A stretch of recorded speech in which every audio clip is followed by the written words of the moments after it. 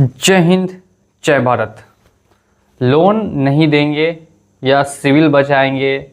Civil बचाने के लिए एक लोन ख़त्म करने के लिए दूसरा लोन लेंगे, दूसरा लोन ख़त्म करने के लिए तीसरा लोन लेंगे। इस तरीके से लोन के ट्रैप में फंसते जाएंगे। एक बार फिर से स्वागत करता हूं मैं आप सभी लोगों का, आप लोगों के अपने चैनल पर। और आज की ये स्टोरी होने वाली है, जितने भी व्यूअर्स जो हमारे चैनल को देखते हैं उनमें से 95% लोगों के साथ सेम प्रॉब्लम आई होगी।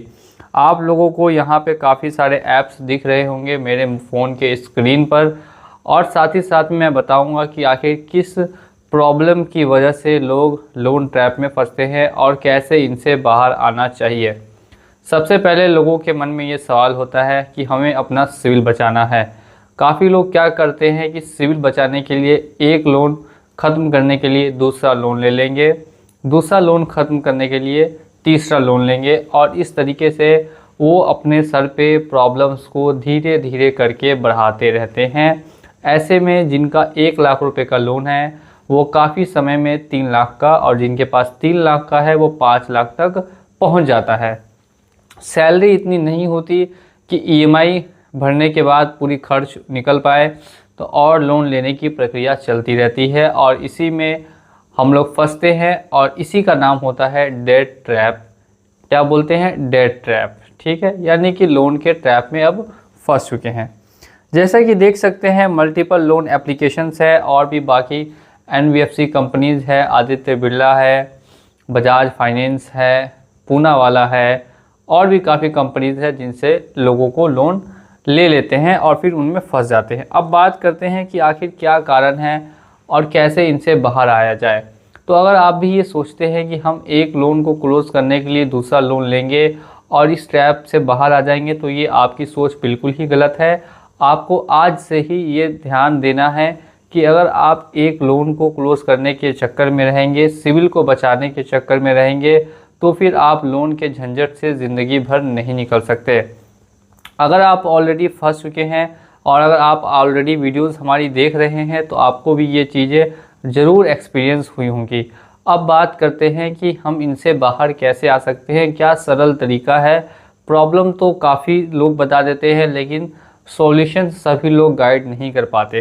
तो देखिए, अगर आपके पास भी इन सभी मल्टीपल ऐप्स से लोन हो गया, ट्रू बैलेंस है, ब्रांच है, पेरुपिक है, क्रेडिट भी है, किश्त लोन है, एम पॉकेट एप्लीकेशन है, ऑलिव है, मनी व्यू है, 5 है, नावी है, और भी बहुत सारी एप्लीकेशंस है, रिंग है, बड़ी लोन है, पॉकेटली है, या और आपका बैंक से लोन है, क्रेडिट कार्ड्स काफ़ी आपने यूज़ कर लिए हैं, स्वाइप कर दिए हैं, क्रेडिट कार्ड्स का पेमेंट नहीं कर पा रहे हैं, तो आज ही उन सभी को डिफ़ॉल्ट करके डिफ़ॉल्टर बन जाइए, क्योंकि ये टेम्पोररी आपको प्रॉब्लम आएगी, लेकिन ये परमानेंट सॉल्यूशन है। यस, फिर से इस लाइन को ध्यान से सुनिएगा, जो टेम्पररी प्रॉब्लम आपको आने वाली है वही परमानेंट सॉल्यूशन है। अगर आप टेम्पररी प्रॉब्लम को एस्केप करते रहेंगे तो फिर वो प्रॉब्लम आपको परमानेंट प्रॉब्लम में कन्वर्ट हो जाती है। ये काफ़ी कम लोग समझ पाएंगे, और जिनको समझ में आ गई है उनके लिए लोन ट्रैप से निकलना काफ़ी आसान हो जाएगा। कुछ समय के लिए डिफ़ॉल्टर बनना बिल्कुल सही है, कहीं से गलत नहीं है। अपने सिविल को खुद से ख़राब करना भी बिल्कुल ही सही है, क्योंकि आप उस सिचुएशन में हैं, आप उस कंडीशन में हैं जहां से आप लोन आपको खा रहा है धीरे धीरे, और आपको इस लोन के दलदल से बाहर निकलना है। तो आपको सिविल के बारे में ज़्यादा चिंता नहीं करनी है। लोन को जहां सेटलमेंट का ऑफ़र मिल रहा है वहां कम से कम परसेंटेज में 10 से 15% में सेटलमेंट कर लेना है। फिर से मैं बताऊँ, आपको और ज़्यादा इसमें फंसना नहीं है और इससे बाहर निकलना है। आप और ज़्यादा फंसने के चक्कर में रहेंगे तो आपके ऊपर और ज़्यादा लोन हो जाएगा। तो आज से ही अपने लोन को देना बंद कर दें और एक प्लान बना ले 1 ईयर या 2 ईयर का, जिसमें सभी अपने लोन्स को सेटलमेंट करा ले। 10 से 20% में अगर 10 लाख रुपए का लोन है, क्रेडिट कार्ड्स है, तो कुल मिला के 2 से 2.5 लाख रुपए मैक्सिमम आपको लगेंगे सभी को सेटल डाउन करने में। और अगर एक ही 2 बैंक का है तो और आसान होगा आपके लिए, क्योंकि 1-2 बैंक के लोन को क्लोज़ करने में ज़्यादा समय नहीं लगता है और ना ही ज़्यादा पैसा आपका खर्च होगा अगर 1 लाख 2 लाख का छोटा मोटा लोन है। तो एनबीएफसी कंपनीज़ का लोन है, जो ऑनलाइन ऐप्स है उनको सबसे बाद में पेमेंट करना है, सबसे पहले पेमेंट करना है ऐसी कंपनीज़ को जो केस करती है जिसमें आता है Poonawalla Fincorp limited. Second number पे रखते हैं कोटक महिंद्रा बैंक को। थर्ड नंबर पे रख सकते हैं आप किश्त और रिंग जो एप्लीकेशंस है वो भी आजकल ऐसा कर रही है, लेकिन ये सब 1-1.5 साल बाद होता है। और भी यस बैंक है जो कि 1 से 1.5 साल बाद केस करती है, और भी बहुत सारी बैंक्स है जो 1.5 साल 1 साल बाद केस करती है। तो आपको बैंक्स को सबसे पहले सेटलमेंट करना है। सेकंड नंबर पे आप क्रेडिट कार्ड्स रखेंगे, और एट लास्ट सबसे लास्ट में आपको जो ये NBFC एप्लीकेशंस है इनको रख सकते हैं सेटलमेंट कराने के लिए। पेमेंट पूरा नहीं भी कर पाते हैं, फ्यूचर में भी नहीं दे पाते हैं, तो ज़्यादा से ज़्यादा आपका सिबिल डिस्टर्ब होगा, जिससे फ्यूचर में लोन मिलने की संभावनाएं ना के बराबर हो जाएगी, खासकर 8 से 10 साल तक।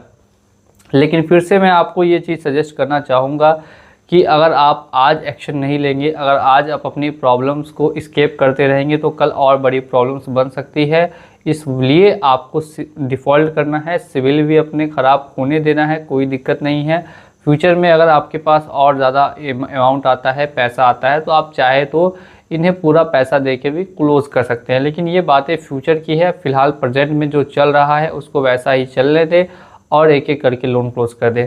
जो काफ़ी लोग हमारे सब्सक्राइबर हैं, बहुत दिनों से वीडियोस को वॉच कर रहे हैं, तो वो अपना अपना एक्सपीरियंस कमेंट सेक्शन में शेयर करेंगे कि उनके पास पहले कितना लोन था और उन्होंने कितने लोन्स को क्लोज़ किया है।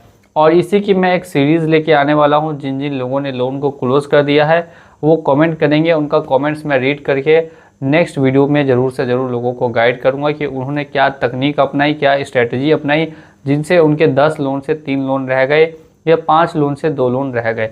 बहुत बहुत धन्यवाद ये वीडियो देखने के लिए। मिलता हूँ अगले वीडियो में बहुत ही जल्द। जय हिंद, जय भारत।